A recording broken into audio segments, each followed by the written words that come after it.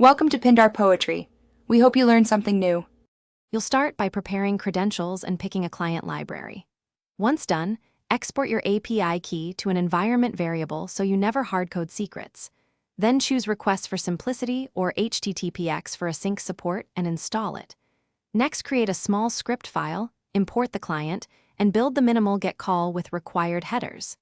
Make sure to include accept and authorization headers. These are often mandatory. This gets you a concrete request in under 5 minutes. Now you'll implement the core logic. Assemble query params or JSON payload and call session. Get or post with timeout. Once executed, check response. Status code immediately and parse with response. JSON, when content type is application/JSON, if not, read text.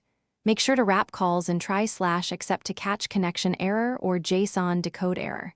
If you expect rate limits, implement exponential backoff and a retry loop. Also log request/response headers to debug mismatches between docs and actual API behavior. Finish by cleaning up. Move keys to Secrets Manager, add structured logging, and write tests that mock requests. Once done, refactor blocking calls to async if you need concurrency using HTTPX.